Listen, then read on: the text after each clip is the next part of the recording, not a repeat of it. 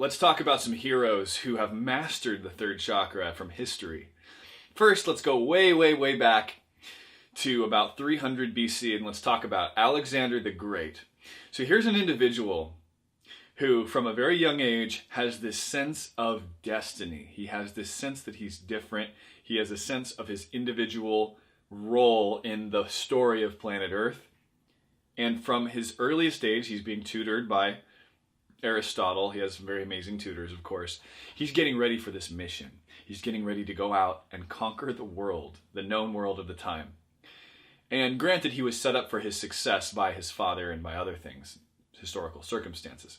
But what's amazing about Alexander is that he had a belief in doing the things that others said could not be done. When he told people about the campaign he was running, many people doubted that it was doable.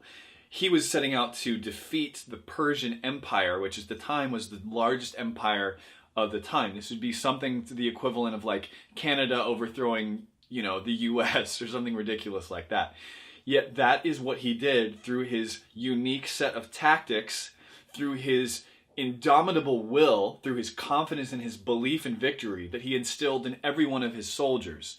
And of course, we know that how the history went. He went on to basically create the biggest empire at the time that the world had known. So Alexander the Great is one of the legends of this. Some modern legends, though. Steve Jobs, Richard Branson. Let's talk about them.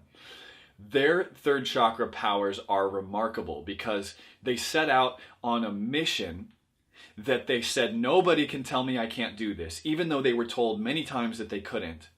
And they just took action and they burned the boats, right? Richard started his first publication when he was in high school, and he didn't know how he was going to do it, but he just started taking action. He started to set up his magazine and sell copies anywhere he could. He actually went into debt to do it because he believed in himself. And anytime we believe in ourselves, we do and go and start taking the actions that we know we need to take.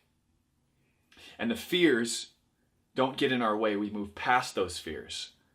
So believing in yourself means you're willing to take the investment and the risk on that you might fail for the sake of a bigger mission, a bigger purpose, right? Steve Jobs had a very unique vision for where technology was going to go and what he wanted to do with it. Think different was Apple's original motto. And think different means separating yourself from everyone else and allowing yourself to think your way. And Steve certainly did, and we all know how that story went. He built one of the most successful computer technology companies of all time that changed the way we interact with technology, changed the relationship we have with it.